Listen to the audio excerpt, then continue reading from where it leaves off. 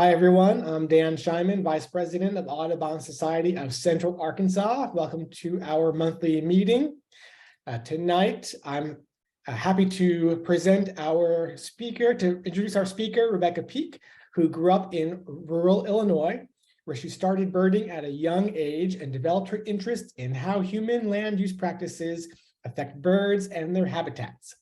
Currently, she is a fish and wildlife biologist with the U.S. Fish and Wildlife Service in the Arkansas Ecological Field Services Office, where she works with partners to coordinate and facilitate activities pursuant to the Endangered Species Act. Prior to this, she worked with the USDA Forest Service as a district wildlife biologist, where she implemented habitat management activities. She spent most of her career working on Fort Hood military installation, first with the Nature Conservancy as an applied scientist, and then with the Department of the Army as a natural resources specialist, where she implemented a research and monitoring program for the federally endangered golden-cheeked warbler. But tonight she's here to tell us about golden eagles. Take it away, Rebecca. Yeah, there's a golden theme there, I think. Let me see if I can share my screen here.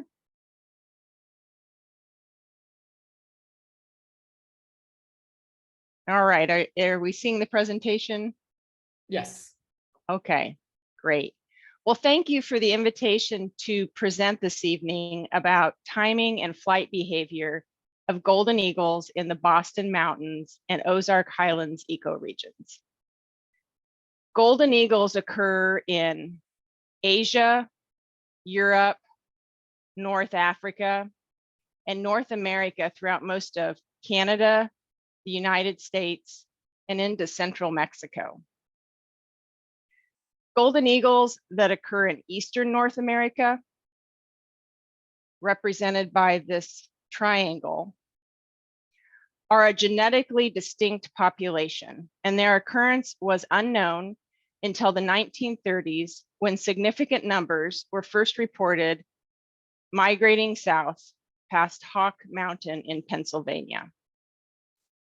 Today, observers annually record individuals migrating through the Appalachian Mountains and Great Lakes region. However, many people are still not aware that golden eagles breed, migrate, and winter in Eastern North America.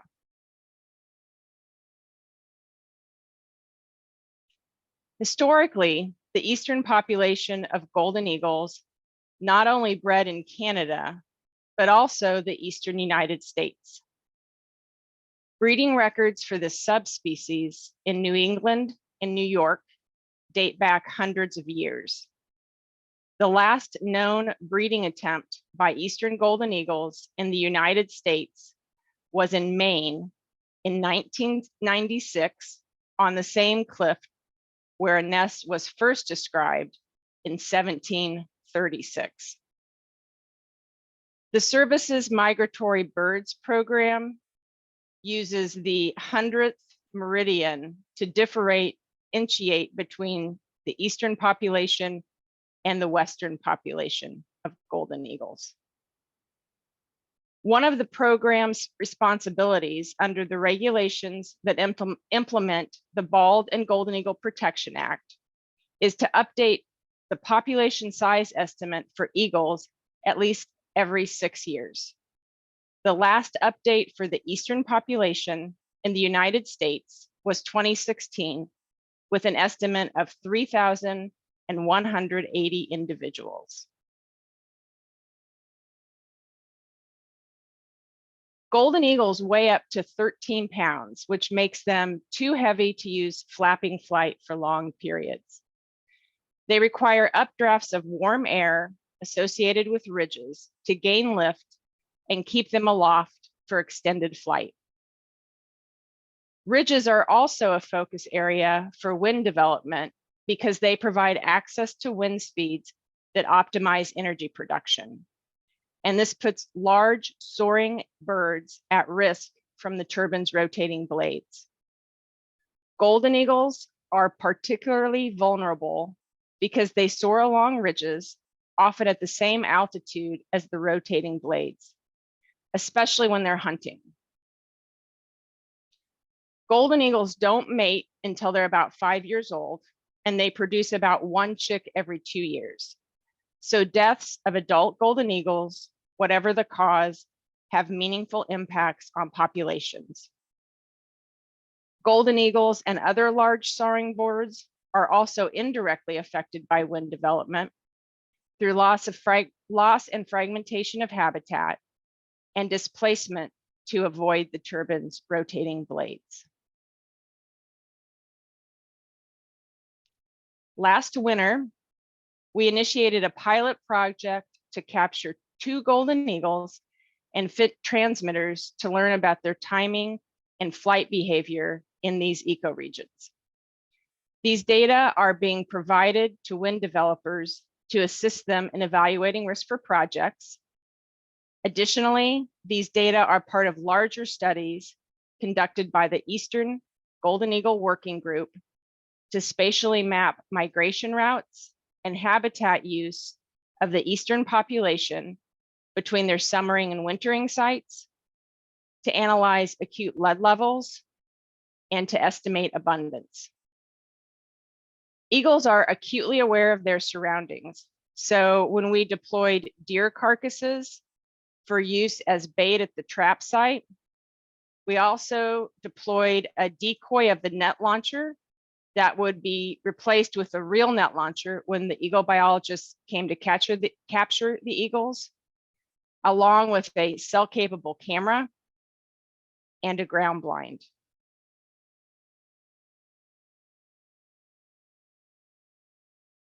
Eagles often roost at night in trees close to the carcass from which they're scavenging. So the eagle biologists arrived at the trap site before sunrise to set up the net launcher, get situated in the ground blind, and wait for a golden eagle, hopefully to come feed on the carcass.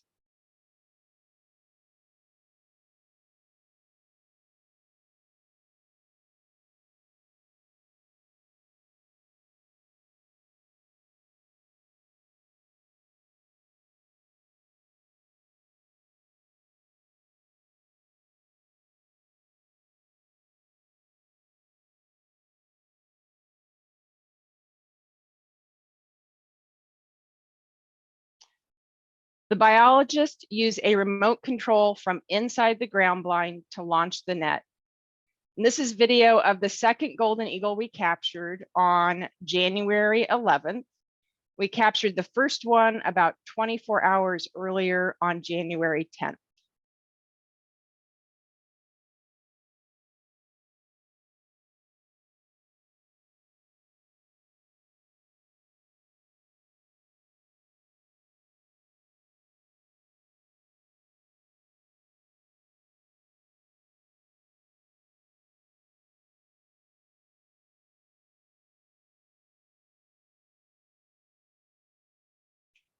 Once the biologist extracted the bird from the net, they wrapped it in an ABBA to immobilize the wings. They placed booties over the feet and talons to facilitate safe processing. And they put a hoodie over the eyes to calm the bird. They applied a USGS band to the tarsus of each bird.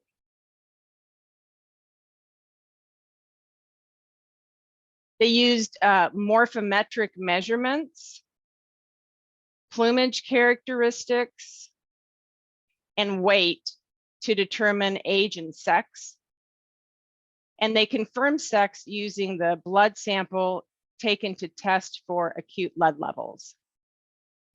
They captured a 4-year-old female that weighed 12 pounds and a 3-year-old male that weighed 7 pounds.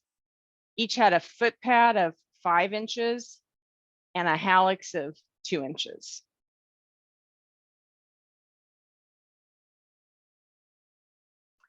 The transmitters are both cellular and satellite enabled. They're solar powered. You can see the panel here. And they last a minimum of 3 years. Cellular-enabled transmitters collect more locations than satellite-enabled transmitters. For comparison, satellite-enabled transmitters collect a GPS location every hour, as illustrated here, while cellular transmitters collect one every 6 or 7 seconds, illustrated here for the same 1 hour period. So that's 2 coordinates versus 365 coordinates, respectively. And it's this ability to collect a larger amount of data that allows us to determine not just where the eagles are going, but how they're getting there. So in other words, their flight behavior. As the name implies, cellular-enabled transmitters transmit GPS data once a day over a cellular network when the birds are in coverage, or they store data if the birds are out of coverage and transmit it when they're back in. In addition to collecting 3D coordinates every 6 or 7 seconds, the transmitter also collects speed and weather-related metrics associated with each location, and that allows us to model flight behavior and study how topography and weather affects it.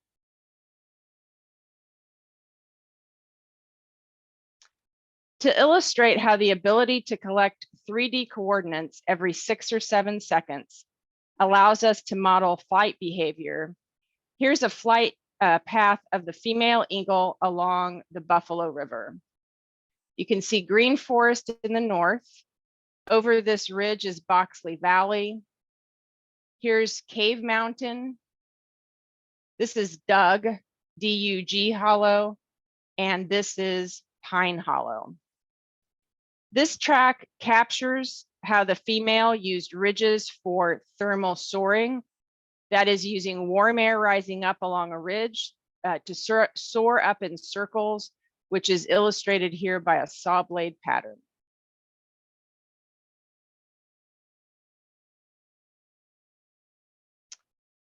So here at this ridge, she's doing thermal soaring. You'll see the saw blade pattern.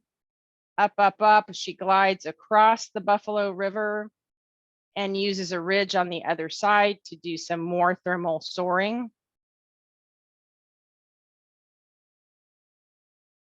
She lands on a brush pile in that open field. Then she flies back to the ridge to another thermal, glides to another thermal, uses it to glide, and perches on a tree in a remnant wood patch, then using flapping flight to gain altitude, flies across Pine Hollow, again, more thermal soaring. See that saw blade pattern. She glides over to another thermal, uses it to gain lift, and then eventually she finds a southern current of warm air and glides off to the south.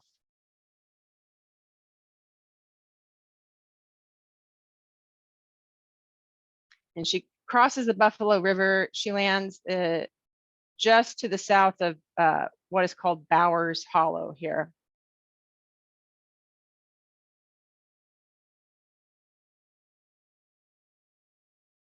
All proposed wind facilities must file with the Federal Aviation Administration to get a hazard, no hazard determination for their project. And these data are publicly available at this website. A search of wind turbines west from the drop-down menu for Federal Aviation Administration region, and Arkansas from the drop-down menu for the state indicates that in Arkansas, 201 wind turbines are currently proposed. 31 of those at a wind facility near Crittenden, or in Crittenden County near Earl, 50 at a wind facility in Carroll County near Green Forest, 1 in Searcy near Leslie, another one in Washington County near Springdale, and 118 in Cross County near Wynne. The site also details specifications for each turbine. For example, you can click on case number and see the Federal Aviation Administration's no hazard determination letter for the project. You can find the name of the limited liability company that's sponsoring the wind facility, and also their contact information. You can also access the latitude and longitude for each turbine at the wind facility and their structure or turbine height, and that is from the base of the tower to the tip of the blade. On the website, height is in feet, but here I've converted it to meters. You can see height ranges from 86 feet or 26 meters all the way up from 725 feet to 221 meters.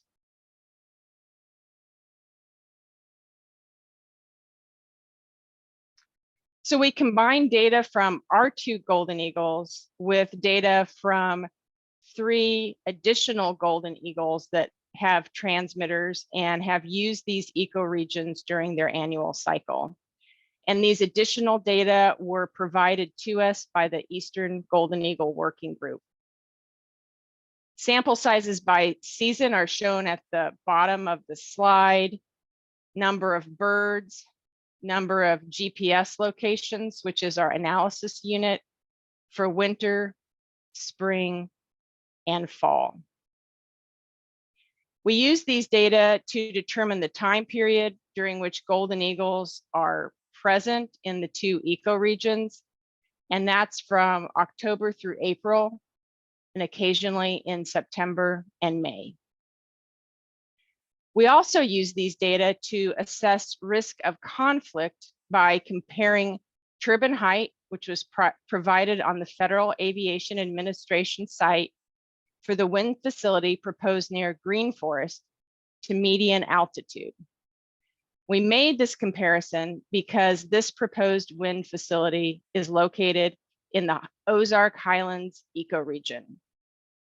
The Federal Aviation Administration website indicated a use of turbines that are 591 feet or 180 meters in height at the wind facility near Green Forest. And that's illustrated here with this turbine graphic. We found a median flight altitude for the eagles of 125 meters during winter, 488 meters during spring, and 228 meters during fall. So as you can see, median flight altitude during winter when golden eagles are in the Ozark Highlands ecoregion is within the rotor swept area of the turbines, demonstrating that there's a risk of conflict for golden eagles at the wind facility proposed near Green Forest.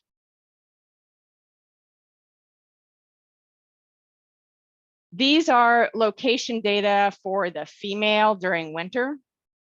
She spent most of her time in this area of Stone, Cleburne, and Van Buren counties. On January 22nd, she flew from west of Brewer in Cleburne County to north of Whit Springs in Searcy County, where she stayed a few days before she continued west to south of Ponca in Newton County.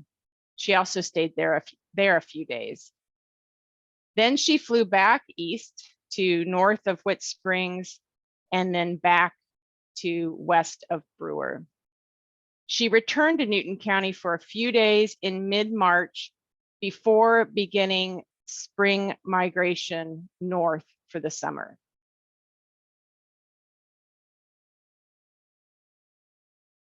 These are location data for the male during winter. And he spent most of his time in this area of Stone, Cleburne, and Independence counties. We did capture both birds on in Stone County on the Sylamore district of the Forest Service. On February 28th, he flew from Melbourne and Izard County east to near Lynn and Lawrence County. Then he flew north across the state line to near Bennett, Missouri.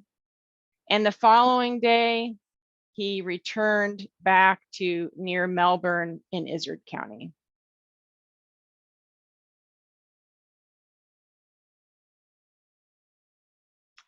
This figure shows their spring migration routes. The male is shown here in yellow, and he left Arkansas on March 16th. He flew northwest through Missouri, Iowa, and Minnesota, where he crossed into Manitoba, Canada. And he continued north to near Churchill, Manitoba, along the shore of Hudson Bay. And that's where we lost cell coverage with him.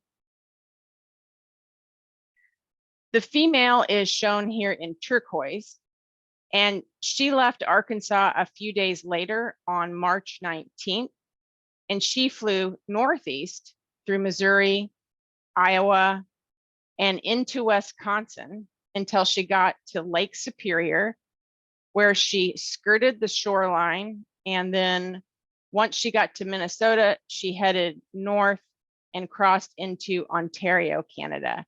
And that's where we lost cell coverage with her on March 31st.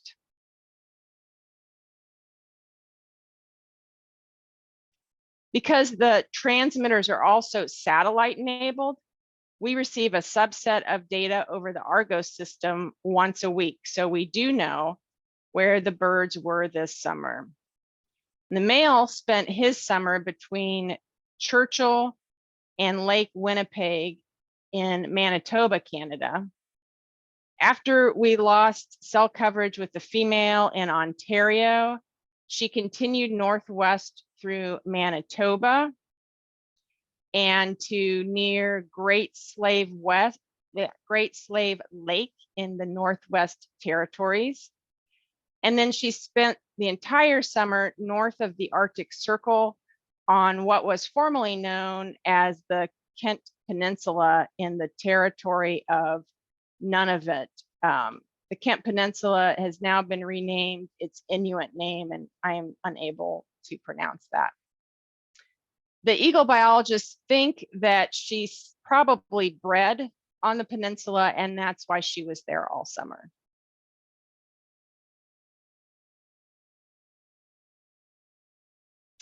So where are they now? I got a subset of data over the Argos system today for the male, and he appears to maybe be starting to move south. Today, he crossed into Ontario, Canada, just to the east of Lake Winnipeg in Manitoba. He still is out of cellular coverage though, so we aren't getting any cellular data for him.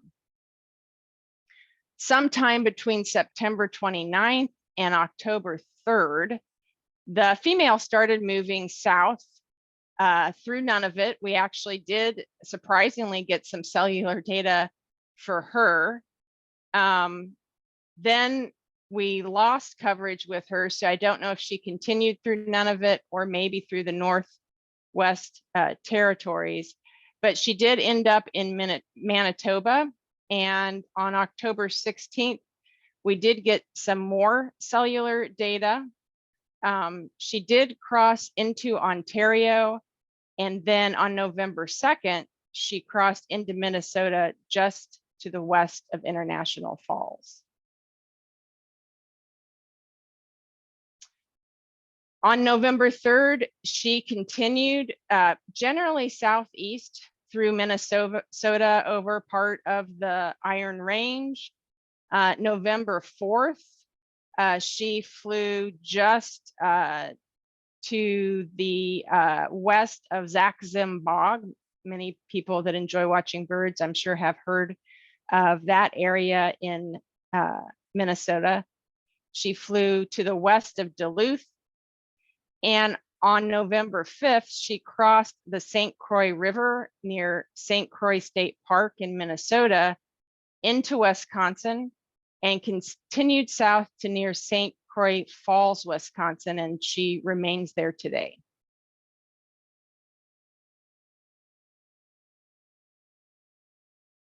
Besides golden eagles, there were a variety of other birds that visited our trap sites to scavenge on the deer carcasses. And here are the most frequent: red-tailed hawks. We, of course, had a lot of vultures, both turkey vultures and black vultures, and a lot of crows, and also a lot of bald eagles, both adults and subadults. We also had a variety of mammalian predators that scavenged on the carcasses, including raccoons, feral hogs. This one is a humongous boar that continually visited deer carcasses at this site. We also had possums, domestic dogs, striped skunks, and deer.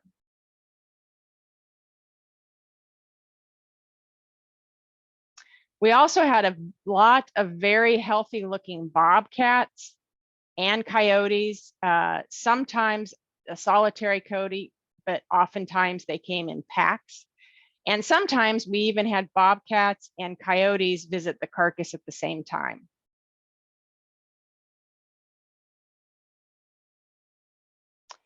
This is a photograph of the first bobcat that was caught on camera on December 31st.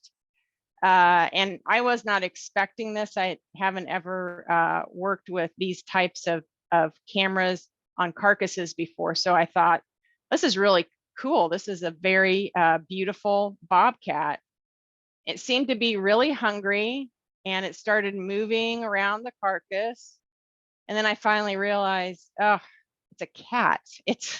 It's caching the carcass. So that meant that we weren't going to have opportunities to capture a golden eagle at this particular site.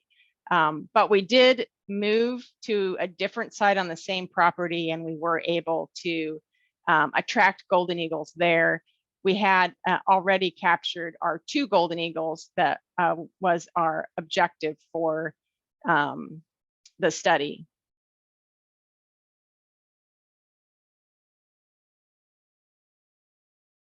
Well, I want to also take a moment and talk about the Fish and Wildlife Service's role in wind energy development. There's no federal statutory or regulatory requirement for wind developers to engage with the service, but some of them do reach out to us, and we are getting an increasing amount of requests to do that as we start to have more focus on increasing development of renewable energies. So when wind developers do reach out to us, our role is to provide technical expertise. So for example, we share what's known about federal trust resources in the project area. And when I say federal trust resources, I'm talking about species protected under a federal statute or a federal law, or species that are proposed to be protected. So for example, listed species under the Endangered Species Act, or species that are proposed to be listed, Bald and Golden Eagle Protection Act, and Migratory Bird Treaty Act. We also make recommendations on what types of information to collect to inform assessment of risk of take of these species. And we also provide advice and information about mitigation that may be available to offset take and provide a conservation benefit for these species. So to encourage communication and cooperation with us early in the project planning process, when there's still an opportunity to have some sort of input on the project, for example, the siting of it. In 2012, the service, along with other governmental and non-governmental organizations, and that included the wind industry, developed the land-based wind energy guidelines. I've shown a copy of that here.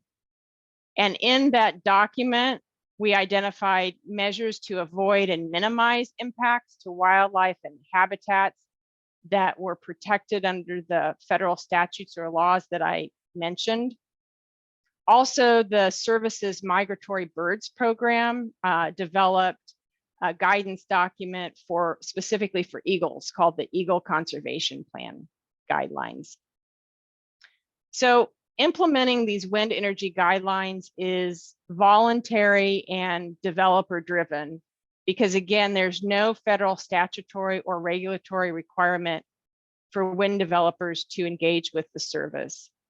So ultimately, it's up to the wind developer to decide if they're going to reach out to us and work with us through this process.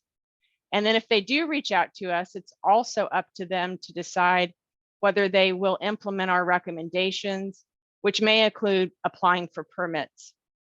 I'll also add here in Arkansas, at the state level, there are no additional state statutes or guidelines of which I'm aware for evaluation of projects. And for example, that would be for state listed species or species of concern or sensitive habitats.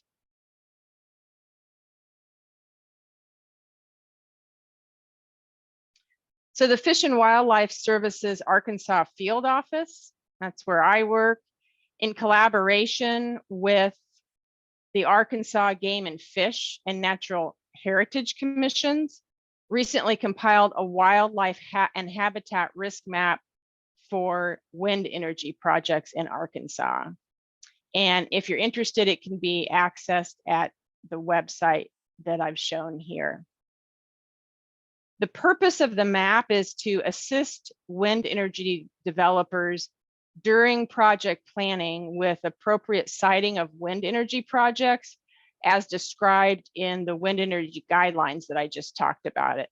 So the map is really meant to accompany those guidelines.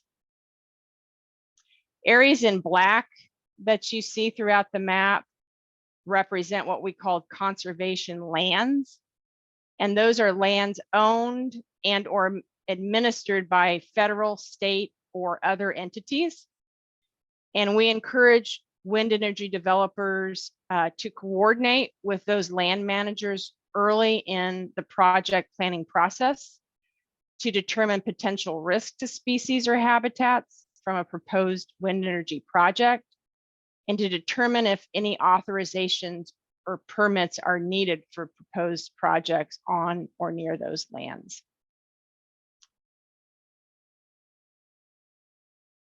Areas in blue that you see on the map are assigned a lower environmental risk, and that's relative to what we assigned moderate and higher risk, or areas in blue represent where we don't have any data. So there we recommend that wind energy developers conduct preliminary site evaluations and site characterizations and pre-construction surveys, as we've described in the guidelines, to ensure that no known species of concern or sensitive habitats will be impacted.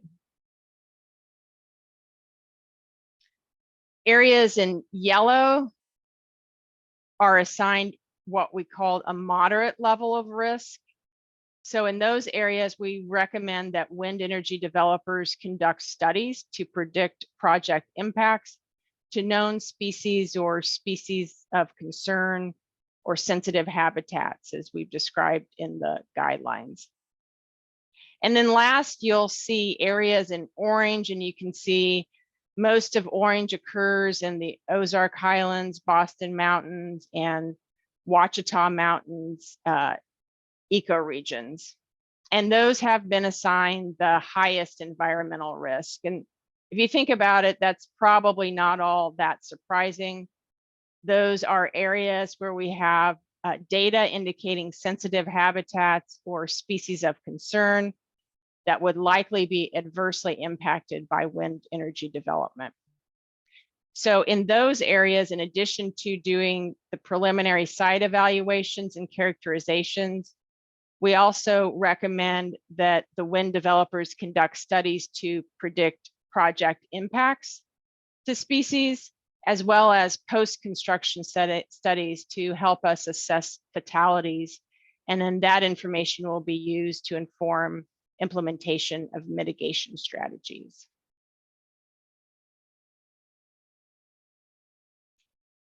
If you're interested in learning more about wind development in Arkansas, and I encourage you to do that, I've also provided some publicly available resources.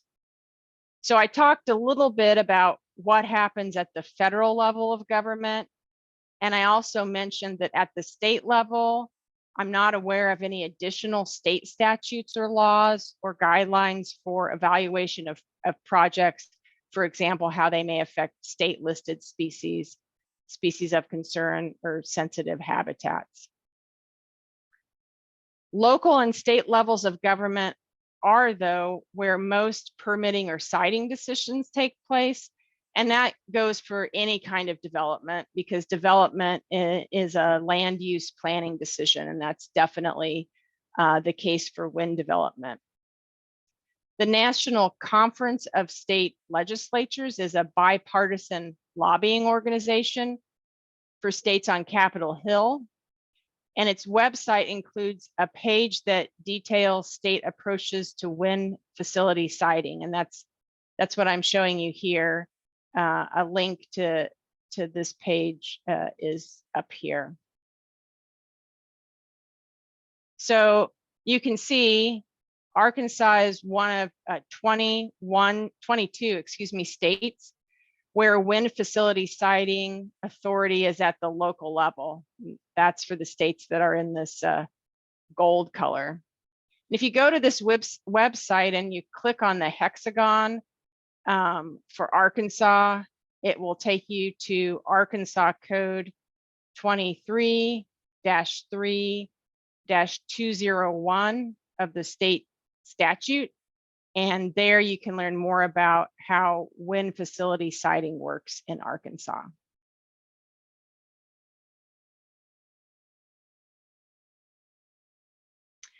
Another helpful resource is the Department of Energy's Office of Energy Efficiency and Renewable Energy. And I included their website here. They maintain a web page that's their wind energy ordinance database. And you can search the database by state or city or by type of ordinance category. So permitting requirements, restoration requirements, setbacks, shadow flicker standards, sound standards, and turbine height. You'll find that any search you conduct for Arkansas, that there are no ordinance or regulations for wind development. Ordinances and regulations are really one of the best ways for local governments to identify conditions and set priorities to address issues from wind development that will impact the local community where that development occurs. This is a list of ordinances that are specific to wind development. Setbacks, which is the distance that turbines can safely be placed from human infrastructure. So things like houses, schools, places of worship, roads, noise standards, lighting, height, zoning areas, spacing and density. Shadow flicker is another one that might not be readily clear to you, and that's the effect of the sun when it's low on the horizon, shining through the rotating blades, and it casts a moving shadow. There are also ordinances related to signage, access, clearance, electrical, equipment, permits, signal interference standards, restoration requirements, appearance, color, and finish. If you're interested in any more of these and what they might mean, the National Renewable Energy Laboratory has some pretty good descriptions of those, and I can share that website with you as well. But really, over recent years, the most discussed ordinance associated with energy is setbacks. And that's because as local communities have become more aware of the hazards associated with wind turbines when they malfunction, more local communities are interested in having ordinances related to setbacks. And one last publicly available resource that I would recommend taking a look at is the Net Zero America study, and that website is located here.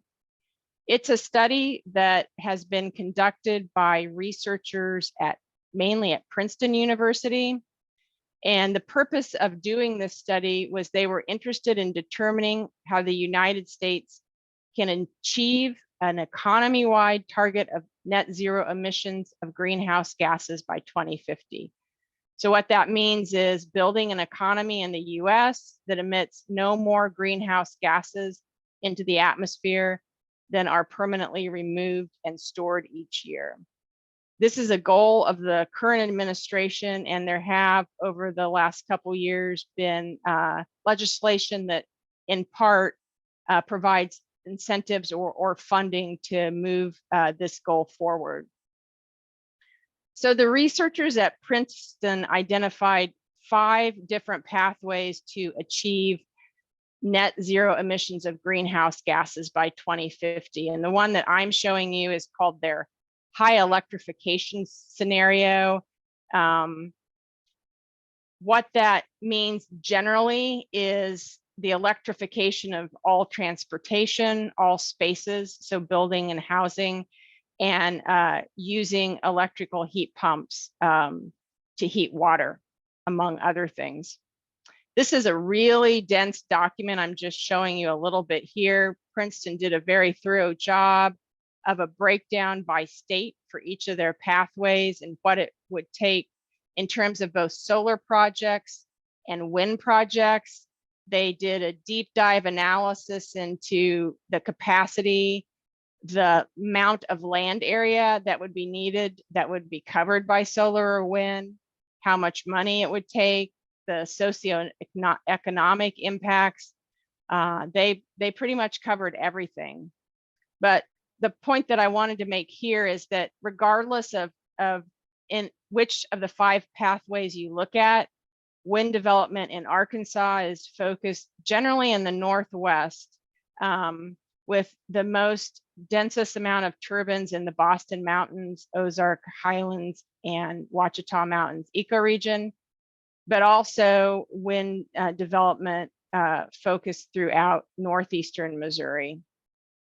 I first heard about this study at a wind energy workshop that was held for Missouri, Illinois, and Indiana. So the presenter was focused on those and pointing out just kind of the blanket of wind turbines across those 3 states. He also talked about the order of magnitude increase in terms of renewable energy. So going from 150 gigawatts to 1,500 gigawatts, both wind and solar energy, and just the land base that it will take alone to do that is hard to imagine. So I encourage everyone to check it out. It's a real eye-opener, I think, potentially about our future and the amount of work and coordination that'll need to occur among governmental and private sector corporations, and how we're going to transition into an economy with net zero emissions of greenhouse gases by 2050. So in conclusion, our pilot project established that golden eagles are not passing through Arkansas to winter further southeast, but in fact winter in Arkansas, and while doing so, soar at altitudes that put them at risk of conflict with wind turbines in the Ozark Highlands ecoregion. Furthermore, our data suggests more golden eagles winter in Arkansas than probably most expect. Perhaps at some point, it'll be appropriate to rethink referring to golden eagles in Arkansas as rare during this period of their annual cycle. For example, based on timing of images and plumage characteristics, we know that during 1 month, at least 9 different golden eagles visited the 5 trap sites that we had set up. And here are 3 of those individuals.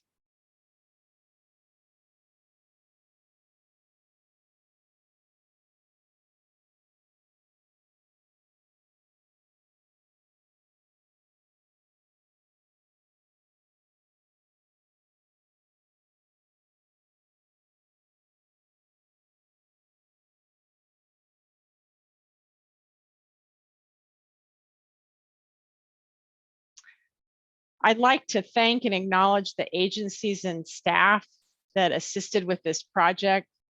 It's been a great example of cooperation among partners, without which the project wouldn't have been possible and therefore wouldn't have had the chance to be the success that it was. We're looking forward to starting our 2nd season in the coming months.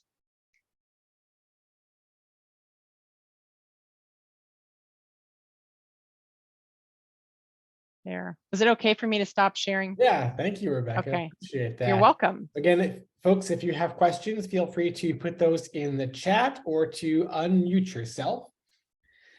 I'll start off. You said you're starting your next season. So how many eagles do you plan on trapping and banding and putting transmitters on? What's the goal? This year, our goal is to do 3. So we'd like to have a total of 5 that we capture here. I'm not at this point really thinking about anything beyond this field season. There's a possibility there could be more. I've been wanting to conduct this study pretty much just a year after I got here in 2016, and is really hard to get this funded for a variety of reasons. But one of the, I guess, silver linings, so to speak, of the pandemic was that we had travel restrictions. And so that left us with money in the budget that we could submit in our field office. We could submit proposals. And that's how I was able for the last 2 years to get funding to do this pilot project, and then have this 2nd year. So we'll see moving forward. We're also interested in, have been talking somewhat with partners in Missouri as well, because the Ozark Highlands ecoregion extends into Missouri, and there's a lot of the same habitat. We know there are records of occurrence for golden eagles there, and as I mentioned on that slide for the net zero study, Missouri is one of the states where there's a lot of potential planning for wind development. So it would be good for them to be able to do some studies as well and have some information to share with project proponents.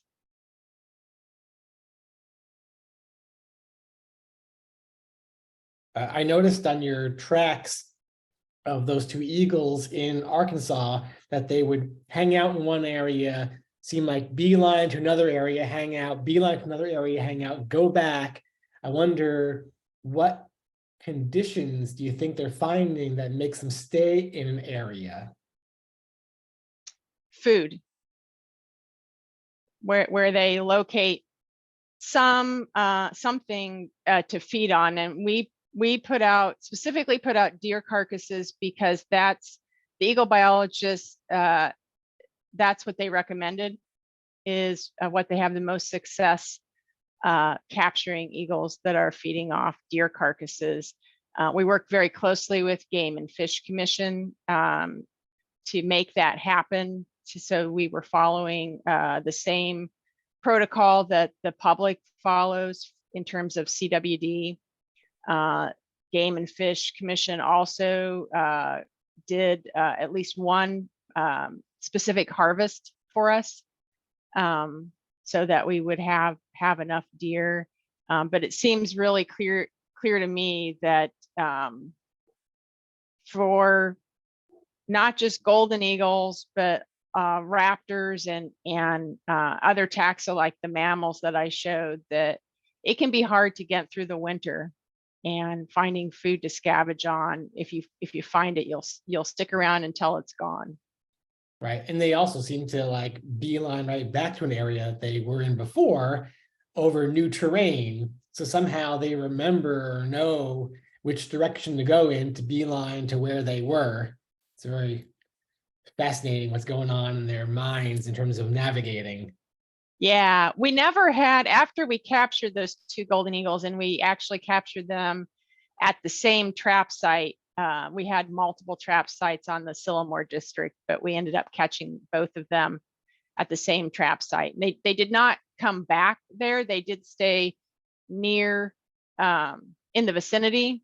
And the eagle biologist said that oftentimes, not always, there's always an outlier, but oftentimes birds will come back year after year to the same general area. So their territory, so to speak, I don't know if that's the right home range, whatever you want to call it in winter, is still fairly small.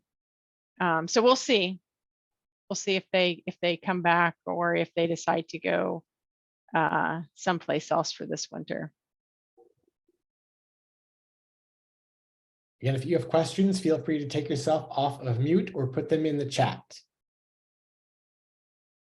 Give a chance. I got more questions. I'll give people a chance to ask their questions before I ask again. Well, I had a question. You said those transmitters would stay on for 3 years. That must be some pretty good glue that you put on their skin. Yeah, it's at least a minimum of 3 years, and that's what we've set up funding to get data for 3 years. They could last longer. And if they do, we'll be interested in making sure that we have funding to acquire those data as well. But the transmitters they're what are called harness or backpack transmitters, and they've got Teflon that the straps are made out of. And so of course the transmitter is on the back, and then the straps cross on the breast and abdomen, and then go around the abdomen as well. So eventually that Teflon will wear out. The Teflon was also sewn, and they did use super glue around what they sewed. So it should be on for a while. We'll all be curious to know if they come back to Arkansas this winter. That'll be I am. I watch daily to see if I get a download of data. Sometimes it gets in the way of getting some other work done, but I bet it's more exciting.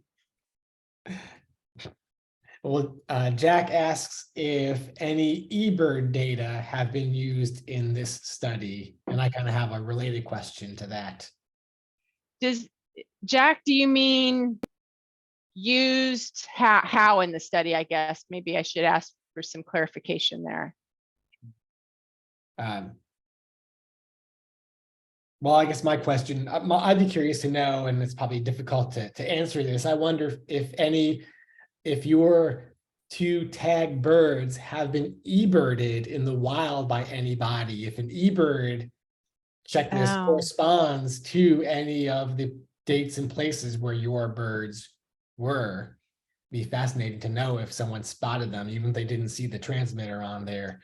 It would be, Dan, because that's something I could put you on to see if that it would be very interesting. I'm not really sure how to go about that. I do think I am going to reach out there are, of course, others that are also capturing golden eagles and fitting transmitters. And there is a cohort of people in Wisconsin doing that. I think it's Wisconsin. It might be Minnesota, but I think it's in Wisconsin. So you can imagine, and it's actually in south central Wisconsin. So the habitat is quite different. It's not forested habitat. But they have worked out a way to have success doing that. And I am interested, since we do have the female, she, migrated north for the summer through Wisconsin, and now she's migrating back south through Wisconsin. I am planning to reach out to them and just share that with them. I think they would, find that of interest. Yeah, I guess with the eBird stuff, you could look at the species map and see and check different months. You can't go by date, but you can check the species map and see if any of the sightings that are along the route the birds took, there happens to be one on the same date and location as a place where your bird passed through. That'd be as good as you could get. Yeah, Chances are that's probably true. small, but you never know. So they've covered a big area. Mm-hmm. Yeah, and there is right now might be a better time to have something like that happen, because the female has been at this site in Wisconsin since the 5th of November. There's clearly something in this area that I don't know if she's found something to feed off of, or why she's there. Maybe she'll stay there. Maybe she's going to stay there until more inclement weather causes her to, move further south. Maybe lots of deer carcasses. Yeah. Lots of clean deer carcasses out there. Yeah, that's interestingly, when the group that I'm working with, the Eastern Golden Eagle Working Group, when they were trying to figure out a methodology here, and the reason that they really focused in on using deer carcasses is that they were working in Pennsylvania and trying to get funding to do this project. There was wind energy development proposed on ridges in Pennsylvania. And so that was really their impetus.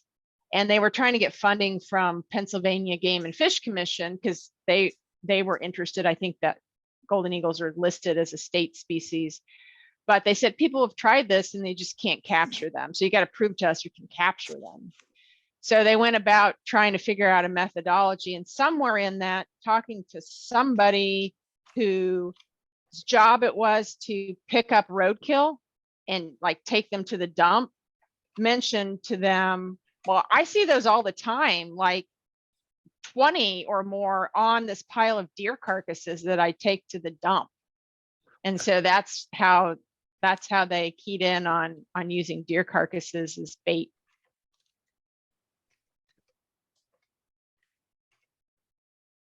Well, I've got just one last question. Given that golden eagles and bald eagles are known to be susceptible to hitting wind turbines, and both are given extra protections under the Bald and Golden Eagle Protection Act, how come the guidelines on wind energy development are just guidelines and not law? Yeah, because law? That's a good question. And that is because, whoops, didn't mean to show that again. If I can get out of that. Whoops. There. Because there is nothing